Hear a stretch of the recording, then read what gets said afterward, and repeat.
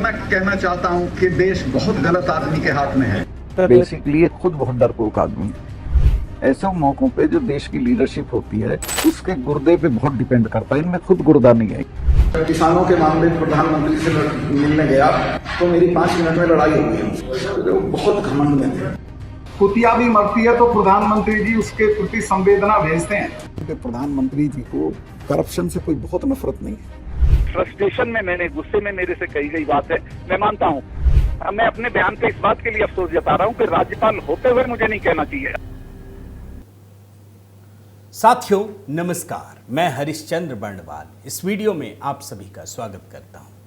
ये ट्रेलर था दोस्तों जो मैंने अभी आपको दिखाया। सत्यपाल मलिक दिन भर सिर्फ और सिर्फ मोदी जी को गाली, क्या क्या गाली नहीं दी ये समझ पाना भी मुश्किल। अभी मैं आपको 2 विंडो दिखाऊंगा, बहुत सारे, ताकि इनकी पूरी पर्सनैलिटी को डिकोड कर सकूं। लेकिन इसको दिखाने की जरूरत क्यों पड़ी दोस्तों? जो सत्यपाल मलिक हमेशा दहाड़ते थे, गुर्राते थे, आज उनकी स्थिति क्या है? अस्पताल में भर्ती हैं। अब देखिए, कोई बीमार है, अस्पताल में भर्ती हैं, तो इसमें कुछ भी कहना ठीक नहीं है। बीमार कोई भी हो सकता है, लेकिन ये जो बीमारी आई है दोस्तों, और ये जो अस्पताल में भर्ती होने की खबर दी गई है, उसके पीछे की कहानी बड़ी दिलचस्प है। दिन भर 24 घंटे सिर्फ और सिर्फ मोदी को गाली देना, उनको औकात दिखाना, ये कहना इनमें तो गुर्दा ही नहीं है। और ये सब कुछ तब हो रहा था जब ये अब दावा कर रहे हैं कि इनकी दोनों किडनियां डैमेज है। और मजेदार चीज अभी आपको दिखाऊंगा दोस्तों, ये कैसे हुआ, कब हुआ, किस प्रकार से हो गया। एक तरफ इनके खिलाफ मामला दर्ज होता है, मीडिया वाले ढूंढने लगते, कहां हो सत्यपाल मलिक जी। अचानक से एक फोटो आता है, अस्पताल में भर्ती हैं, और फिर जानकारी देते हैं आज से नहीं, बहुत दिनों से हूं।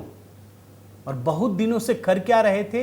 सिर्फ और सिर्फ मोदी जी को गाली है। देखिए दोस्तों, मैं तो एक बात आपको बार बार कहता हूं, और मैंने आपको दिखाया है कि जो व्यक्ति बदनीयती से प्रधानमंत्री मोदी के साथ झूठ बोलता है, मैं भी आपको झूठ भी दिखाऊंगा उनका 2 विंडो में। बड़े गौर से इस वीडियो को देखिएगा दोस्तों, तब आपको समझ में आएगा कि सत्यपाल मलिक जो कुछ करते हैं उसमें कितना बड़ा विश्वसनीयता का संकट होता है। तो सत्यपाल मलिक के कुछ दिलचस्प वीडियो देखने के लिए दोस्तों पूरा वीडियो देखिएगा।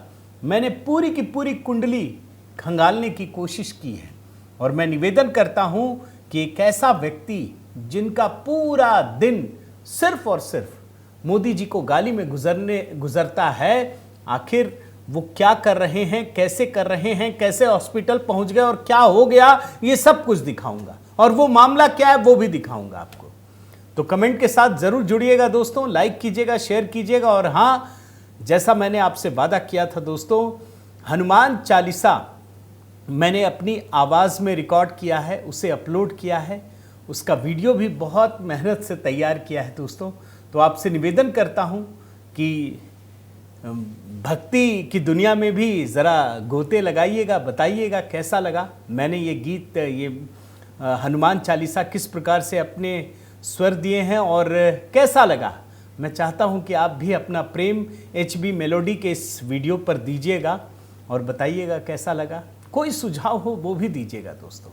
आगे किस प्रकार के भजन तैयार करने हैं वो भी बताइएगा। तो अपना प्रेम और स्नेह दीजिएगा दोस्तों। आइए अब सीधे 2 विंडो से शुरू करते हैं। इतना तो आपको बता दिया कि जैसे ही इनके ऊपर भ्रष्टाचार का मामला दर्ज हुआ, ये जनाब हॉस्पिटल में भर्ती हो गए। तो जरा कुछ 2 विंडो से आपको दिखाता हूं इनकी पूरी पर्सनैलिटी। दोनों बयान कितना कॉन्ट्राडिक्टरी है, बड़े गौर से सुनिएगा दोस्तों। एक जगह ये कहते हैं कि मोदी और भ्रष्टाचार, अरे कभी कॉम्प्रोमाइज नहीं करते, और दूसरे वीडियो में यही शख्स कहते हैं कि मोदी जी को भ्रष्टाचार से दिक्कत नहीं है। दोनों ध्यान से सुनिए। मैं इस बात की तारीफ करूंगा प्रधानमंत्री की कि उन्होंने कहा कि नहीं सतपाल, करप्शन पे कोई कॉम्प्रोमाइज नहीं की जरूरत है। मैंने वो किया। कि प्रधानमंत्री जी को करप्शन से कोई बहुत नफरत नहीं है। देखा आपने, एक में कह रहे हैं भ्रष्टाचार से बड़ा दूर रहते, परहेज है, वो है, और एक में भ्रष्टाचार से दिक्कत नहीं। दूसरा देखिए, एक में कहते हैं कि मोदी जी जैसे व्यक्ति किसानों के सबसे बड़े हितैषी, उनसे बड़ा तो कोई हो ही नहीं सकता, और दूसरे में कह रहे हैं कि किसानों के बारे में सुनते ही मुझसे लड़ाई हो गई। सुनिए। मोदी का बड़ा एडमायरर हूं। मैं आज भी ये मानता हूं कि मोदी बड़े प्रो किसान थे। मैं जब किसानों के मामले में प्रधानमंत्री से मिलने गया तो मेरी 5 मिनट में लड़ाई हो गई उनसे, क्योंकि वो बहुत घमंड में थे। बस देखते जाइए, तीसरा टू विंडो दिखा रहा हूं। एक वीडियो में कहते हैं कि अगर कश्मीर की पॉलिसी देखें तो मोदी जी से बढ़कर तो कोई है ही नहीं, हो ही नहीं सकता, और दूसरे में कहते हैं मोदी जी को कश्मीर के बारे में कुछ नहीं पता, इल इन्फॉर्म्ड हैं। सुनिए। कश्मीर पॉलिसी देखें तो कौन सी सरकार ठीक थी? बेस्ट इज नरेंद्र मोदी सरकार। He is very ill informed person, उनको कोई जानकारी नहीं है। अब जो ये टू विंडो दिखा रहा हूं ना दोस्तों, ये और दिलचस्प है। एक में अमित शाह को का नाम लेकर, गृह मंत्री अमित शाह जी का नाम लेकर ये उल्टी सीधी कहानियां बनाते हैं कि इन्होंने कहा कि इसकी अकल मारी गई, और दूसरे ही पल में ये माफी मांगते हैं कि मैंने झूठ बोल दिया था, मैंने गलत बोल दिया था। सुनिए। अमित शाह से मिलो, मैं अमित शाह से मिला, उसने कहा सत्ता इसकी अकल मार रखी है लोगों ने, तुम बेफिक्र रहो, मिलते रहो, ये किसी न किसी दिन समझ में आ जाए। स्पष्ट करना चाहता हूं कि अमित शाह साहब ने ऐसा कुछ नहीं कहा कि जो प्रधानमंत्री के प्रति दुर्भावना या असम्मान रखता, उन दोनों के बहुत अच्छे संबंध हैं और अमित शाह प्रधानमंत्री को बहुत मानते हैं। एक एक टू विंडो पर कमेंट कीजिएगा दोस्तों, बड़ी मेहनत से, बहुत परिश्रम से निकाला है। अगला टू विंडो देखिए। ये जनाब एक कदम आगे बढ़ते हुए ये कहते हैं कि राष्ट्रीय स्वयंसेवक संघ के लोग बेईमान थे, भ्रष्टाचार का आरोप लगा दिया आरएसएस पर, संघ पर, और दूसरे विंडो में ये क्लिप है अखबार की जिसमें ये कह रहे हैं कि आरएसएस का नाम नहीं लेना चाहिए था। नहीं नहीं नहीं, नहीं, गलती हो गई। एक में बाइट है और दूसरे में क्लिपिंग है, देखिए। कश्मीर में जाने के फौरन बाद 2 फाइलें मेरे सामने आई। एक में तो अंबानी इन्वॉल्व थे और एक में संघ के एक बड़े अफसर हैं वो थे। सेक्रेटरीज ने मुझे ये भी बताया कि साहब इसमें 150 करोड़ रुपए आपको मिल सकता है। एक और टू विंडो दिखाता हूं दोस्तों, ये आखिरी टू विंडो। ये जनाब कहते हैं कि ये सरकार बहुत क्रूर है, खराब है, ये मरवा भी सकती है, ये इल्जाम लगा रहे हैं। पूर्व राज्यपाल हैं ये, जब तक मलाई खाए ठीक था। और दूसरे में कह रहे हैं कि अरे इसकी ये हिम्मत, मेरे को छेड़ भी नहीं सकते, दुर्गति हो जाएगी। सुन लीजिए। गवर्नमेंट तो कुछ भी कर सकती, मरवा भी सकती है। मरवा मुझे नहीं सकते, कम्युनिटी मेरी बहुत बड़ी है, छेड़ नहीं सकते, इनकी दुर्गति हो जाएगी। तो ये इनकी पर्सनैलिटी है दोस्तों, यही है। झूठ सच कुछ भी बोल दो, जब तक मोदी जी राज्यपाल बनाए रखे पूरा मलाई काटते रहे। और जैसे ही हटाया गया या हट गए समय पूरा होने के बाद, ये तो वो शख्स हैं कि गाली दे रहे थे तब भी राज्यपाल बनाए रखा है इनको, छोड़ा नहीं इन्होंने, गाली भी देते रहे। अभी जब भारत पाकिस्तान का मामला चल रहा था ना दोस्तों, तो आप जानते हैं चुनौती दे रहे थे मोदी जी को एक वीडियो में, 6 मई का वीडियो है। अरे मोदी जी में तो गुर्दा ही नहीं है, कुछ नहीं कर सकता, डरपोक आदमी है, ये है, खराब है, जितनी गालियां दे सकते थे वो सब दे दिया। अब तो मैं आपको हकीकत दिखाऊंगा ना कि कौन किसका गुर्दा खराब है और क्या है। इसमें सुनिएगा आप, इनमें खुद गुर्दा नहीं है, ये लाइन का है, डरपोक आदमी है मोदी। बयान सुनिए दोस्तों बड़े गौर से। कंट्री में एक वॉर एरिया कर दिया कि हम ये करेंगे वो करेंगे, मीटिंग करें, कभी चीफ के साथ कर रहे हैं, कभी नेवल चीफ के साथ कर रहे हैं, कभी अपने डोभाल के साथ कर रहे हैं, मीटिंग्स सिर्फ कर रहे हैं और कुछ नहीं करेंगे। बता रहा हूँ आप, कुछ नहीं करेंगे। हाँ, कुछ नहीं करेंगे। मतलब आप कह रहे हैं ये दिखावा है? कुछ नहीं करेंगे ये। तो मतलब ये मुल्क को डरा रहे हैं, दुनिया को डराने की कोशिश कर रहे हैं। बेसिकली खुद बहुत डरपोक आदमी है। ऐसे मौकों पे जो देश की लीडरशिप होती है उसके गुर्दे पे बहुत डिपेंड करता है। इनमें खुद गुर्दा नहीं है, ये वॉर को भी सस्टेन नहीं कर सकते, ना शुरू कर सकते। देखा आपने दोस्तों। अब आप देखिए मेन खबर पे आइए। इस व्यक्ति पर भ्रष्टाचार के संगीन आरोप है, बहुत बड़ा आरोप है। ये तो मैं अभी आगे आपको बताऊंगा क्या आरोप है। लेकिन जैसे ही आरोप लगा, इनका गुर्दा खराब हो गया। ये अभी तो वही बोल रहे थे ना, इसलिए सुना रहा हूं। हालांकि ये सब बोलना नहीं चाहिए। क्यों? क्योंकि ठीक है भाई, कोई बीमार हो सकता है, लेकिन ये मोदी जी को कह रहे हैं कि इनमें गुर्दा ही नहीं है। 22 तारीख को दोस्तों सीबीआई ने भ्रष्टाचार के मामले में चार्जशीट दाखिल किया। इनका नाम है, जैसे ही सत्यपाल मलिक का नाम आया, मीडिया वाले ढूंढने लगे, कहां है भाई, जरा पूछो तो सही। बड़ा हुंकार लगा रहे थे, बहुत मोदी जी को बोल रहे थे, कुछ और तो नहीं था। वो सोच रहे थे बोलते रहो, भ्रष्टाचार से बच जाएंगे। ऐसे को कैसे हो जाएगा? और जैसे ही ढूंढने लगे, उसी दिन शाम को 5:52 पर इनका सत्यपाल मलिक का एक ट्वीट आया। खुद को बीमार बताने लगे। ये कहने लगे बहुत अच्छा, इसमें जो कह रहे हैं 11 मई से राम मनोहर लोहिया अस्पताल में भर्ती हूं, स्थिति बहुत गंभीर है। मैं आपको ट्वीट ही दिखा रहा हूं, देखिए आप ट्वीट को, अब देखिए, टाइम बड़े गौर से देखिएगा। 22 मई शाम 5:52, जिस दिन भ्रष्टाचार का आरोप लगा उसी दिन अस्पताल में क्या लिखे? नमस्कार साथियों, मेरे बहुत से शुभचिंतकों के फोन आ रहे हैं जिन्हें उठाने में मैं असमर्थ हूं। अभी मेरी हालत बहुत खराब है, मैं किसी से भी बात करने की हालत में नहीं हूं। 11 मई से राम मनोहर लोहिया अस्पताल में भर्ती हूं। संक्रमण की शिकायत के चलते अस्पताल में भर्ती किया गया था। अब स्थिति बहुत गंभीर है। पिछले 3 दिनों से किडनी डायलिसिस की जा रही है। संपर्क सूत्र भी दे दिया। ये ट्वीट है 22 मई 5:52। बड़े बड़े दावे। जानते क्या कह रहे हैं?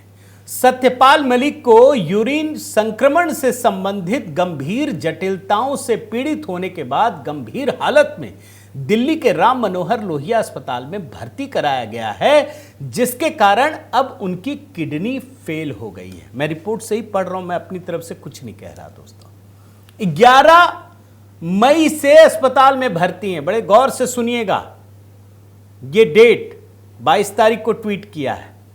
लेकिन मैंने सोचा जरा इनके पुराने ट्वीट को खंगाले, कभी तो कहा होगा इतनी बड़ी बीमारी, गंभीर बीमारी, किडनी का प्रॉब्लम, गंभीर जटिलताएं, सब कुछ, और बहुत भारी अवस्था में है वो।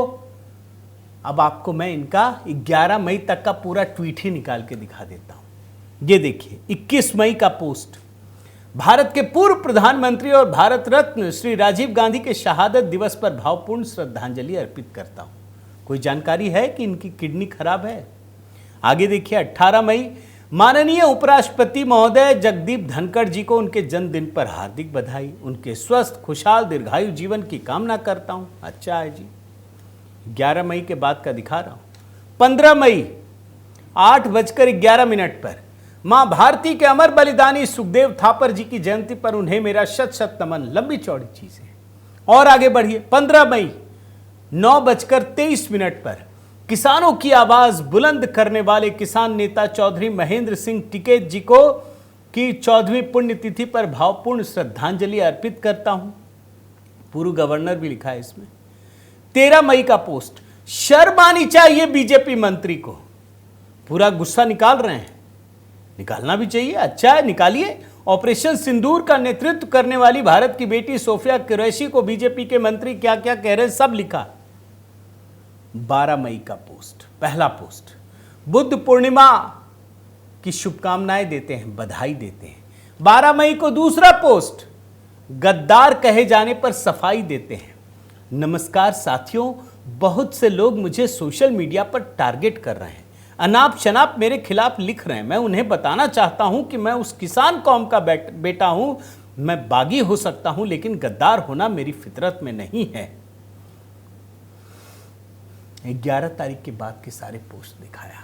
कहीं लिखा है इन्होंने कि मैं राम मनोहर लोहिया अस्पताल में भर्ती हूं, बहुत गंभीर हालत है, किडनी में दिक्कत है। 9 मई का भी देख लीजिए, कहीं पर भी दोस्तों आप आगे पीछे कभी चले जाइए, नहीं लिखा। तो मामला कुछ लोचा है, समझ में आ रहा है ना। और जैसे ही दोस्तों इनके खिलाफ चार्जशीट दाखिल हुई, अस्पताल पहुंच गया, लंबा चौड़ा पोस्ट कर दिया। ये हकीकत है। अब आप सुनिए कि इनके खिलाफ मामला क्या है।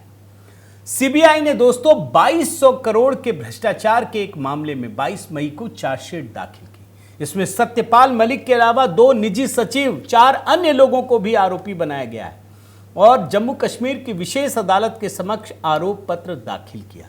और उससे पता चला कि कीरू हाइड्रो इलेक्ट्रिक प्रोजेक्ट के टेंडर प्रक्रिया में पालन नहीं हुआ है। ये गवर्नर थे। और दोस्तों मैं आपको बताऊं कि सीबीआई ने इस मामले में 20 फरवरी को केस फाइल किया था। इसमें जम्मू कश्मीर के पूर्व गवर्नर सत्यपाल मलिक और 7 अन्य लोगों के खिलाफ आरोप पत्र दाखिल किया गया है। और इसमें जो है सत्यपाल मलिक के अलावा मैं नाम बता रहा हूं, Chenab valley power projects power limited के तत्कालीन प्रबंध निदेशक MS बाबू, कंपनी के निदेशकों अरुण कुमार मिश्रा, MK मित्तल, निर्माण कंपनी पटेल इंजीनियरिंग लिमिटेड के प्रबंध निदेशक रुपेन पटेल, कंवलजीत सिंह दुग्गल का नाम भी शामिल है। अब गड़बड़ी क्या है वो भी मैं आपको बताता हूं कि पहले ई टेंडरिंग और रिवर्स ऑक्शन की प्रक्रिया को अपनाने की सिफारिश की गई थी इस काम में, लेकिन अचानक से उसको एक तरफा तरीके से पलट दिया गया और जो 2200 करोड़ रुपए का ठेका है दोस्तों वो सीधे पटेल इंजीनियरिंग लिमिटेड को दे दिया गया। माने कानूनी प्रक्रिया का पालन ही नहीं किया गया। अब सवाल तो ये है, आप ही हेड थे ना, आप ही मालिक थे, तो आखिर किसी दबाव में या सौदेबाजी के तहत किया गया? अभी वो भी सुना दूंगा आपको। यानी कुछ बहुत बड़ा घपला है। और ये उस समय जम्मू कश्मीर के राज्यपाल थे दोस्तों। सिविल कार्यों में ठेके में भ्रष्टाचार का ये मामला है। 2022 में प्राथमिकी दर्ज की गई थी और 2022 में तब सीबीआई ने कहा था कि यह मामला 2019 में कीरू हाइड्रो इलेक्ट्रिक पावर परियोजना के सिविल कार्यों के लगभग 2200 करोड़ रुपए बिना नियम प्रक्रिया का पालन किए हुए दे दिया गया। और सत्यपाल मलिक ही हेड थे क्योंकि वो राज्यपाल थे दोस्तों। और इसीलिए इनकी परेशानी बढ़ गई।